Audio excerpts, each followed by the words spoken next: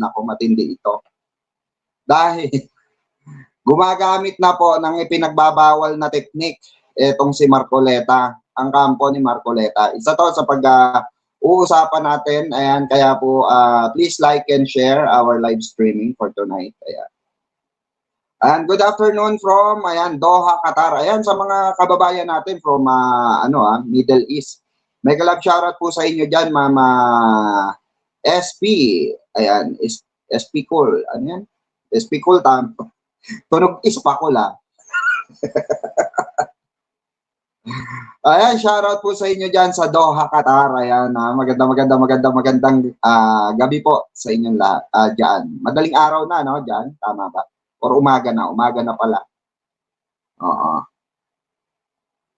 So, eto nga mga kababayan, ang una natin bebenggahin sa ating listahan. Walang iba kundi itong issue ni Marcoleta na kung saan naku po, talaga namang pagka nahuhuli ang mga mandarambong.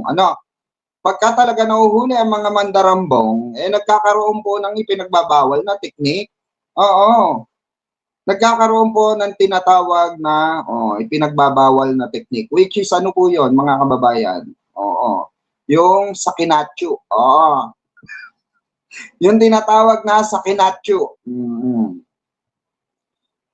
Na kunwari, magkakaroon sila ng sakit. Diba? Ganito yung ginamit ni Gloria Macapagal Arroyo eh.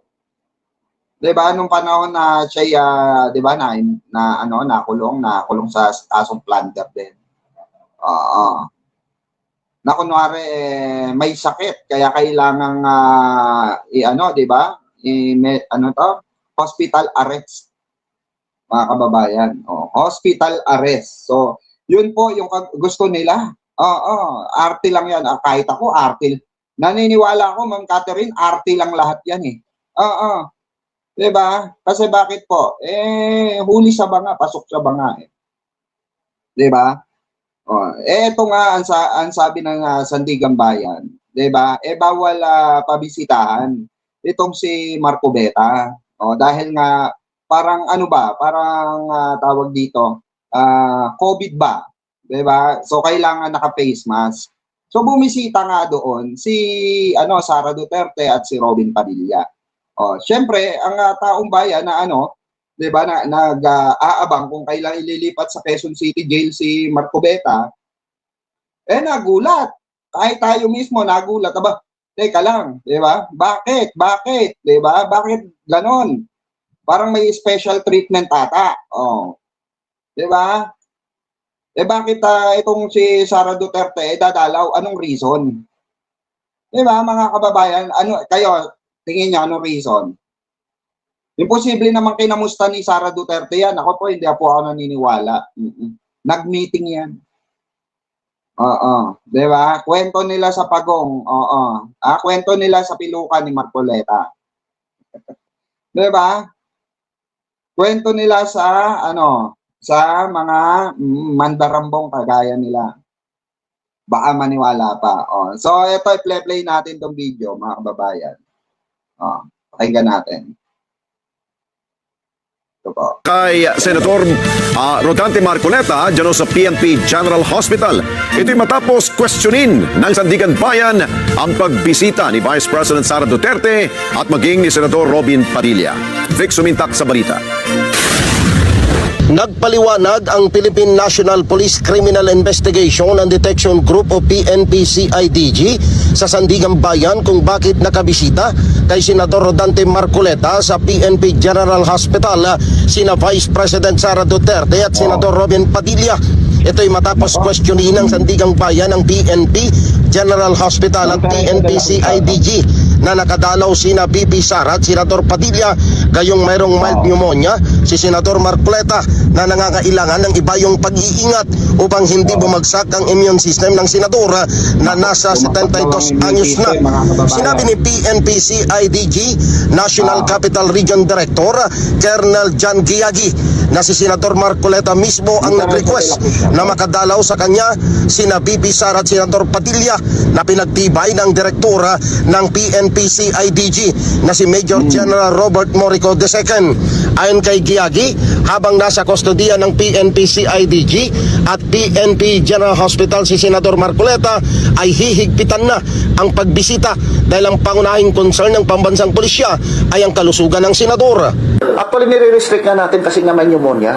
Kasi syempre, sinasabi nga natin, mababa na yung immune system niya. Kaya nilimitahan natin yung visitors niya at the same time, yung tagal ng pagbisita doon sa kwarto niya, doon kay Senator Marcoleta.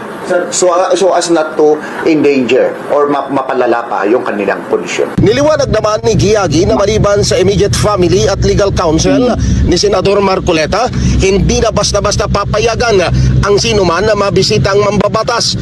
Binigyang diin ni Giagi na handa ang PNP-CIDG na i-turn over sa Sandigang Bayan si Senador Marcoleta anumang sandali kapag mayroon ng clearance ang PNP General Hospital Health Service Department na direktang nakatutok sa kalusugan ng senador. It's up to the PNPGH kung kailan po pwede. At kung bukas makalawa, sabi nila is pwede nang i-commit. Then the CIDG will do its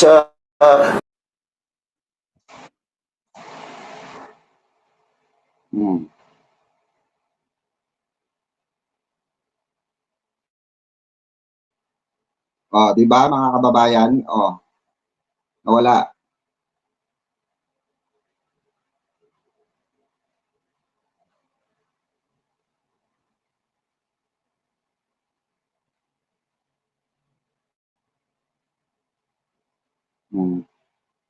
Ayan.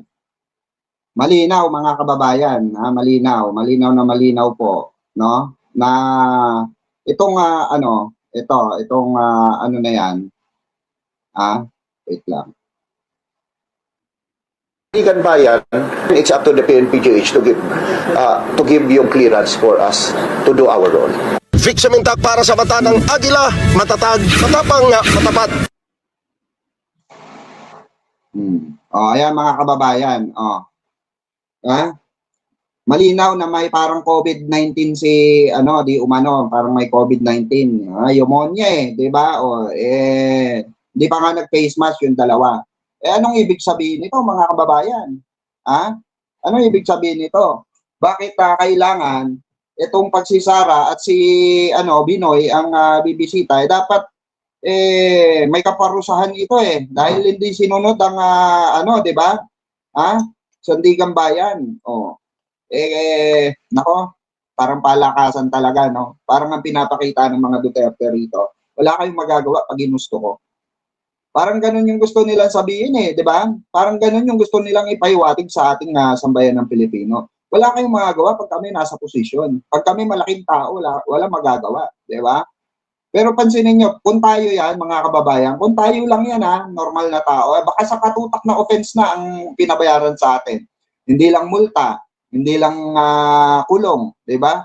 Baka patong-patong na kaso pa ang sa atin, kaso sa atin. Well, sad to say, mga kababayan, may mga ganyan talaga yung siga-siga ba? Di ba? May mga ganyan talaga siga-siga. Nakita nyo naman paano maglakad si Binoy, di ba? Paano tawag dito? Paano siya niya ipakita yung pagiging brusko niya, yung pagiging action star niya, di ba? Kung paano siya maglakad, kala mo hindi senador, no? Wala sa ayos. Kaya napupulaan itong mga to, hindi natin masisisi yung ibang sambayan ng Pilipino kung bakit nagko-complain sila regarding dito sa pagdalaw ni Sara Duterte at ni Robin Hood Padilla na di umano walang tawag dito, walang face mask. Natural lang 'yon. Bakit? May sakit yung tao Diba? May sakit po yung tao. Hindi naman yan na basta-basta lang na meron lang ubot-sipon dyan, diba? Paano kung maipakalat yan nila Sara Duterte sa ni Robin, diba? Pagpalagay na natin COVID nga yan. Dinalintikan na naman tayong lahat, diba? Tapos sasabihin na naman may lockdown na naman, di ba? O, di lahat tayo nagkanda peste na, di ba? So dapat isolate muna talaga yan si Marcoleta, di ba? Sa isang kulungan. Maganda nga niya, Bartolina, mga kababayan, for sure hindi lalabas ang virus. Di ba? Agree ba kayo mga kababayan? Bartolina na lang yan, no? Panday, Bartolina na lang para, para hindi na pamarisan. Para hindi na kumalat pa yung kung ano mang virus meron yan si Marcoleta, di ba? Kaya nga yung iba nagtataka bakit pinaano to si di ba? Si Marcobeta. Bigla na lang nagkasakit, manghinuli. Tapos sasabihin na may sakit na kailangan i-isolate. I-isolate sa Bartolina, mas maganda pa. Di ba? Kaya nga dapat yan, mga kababayan, tutukan natin yan.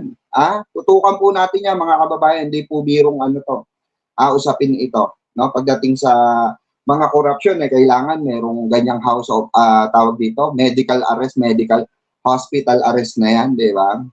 Pero pag sa atin, wala, no? Pansinin. Kahit na magkanda, pilipit-pilipit ka dyan sa kulungan, sigurado, walang pakialam sa'yo. Wala silang pakialam. Pag hindi ka ma-influensyan tao, walang pakialam. Gangster, we do that better than anybody. I bet you got it twisted, you don't know who to trust. So many player hating niggas trying to sound like us. Say they ready for the front, but I don't think they know it. Straight to the depths of hell is where them cowards going. Well, all you still down, nigga, holler when you see me. And let these devils be sorry for the day they finally free me. I got a caravan of niggas every time we ride. Hitting motherfuckers up when we pass by. Until I die, live the life of a boss player. Cause even when I'm high, fuck with me and get crossed later. The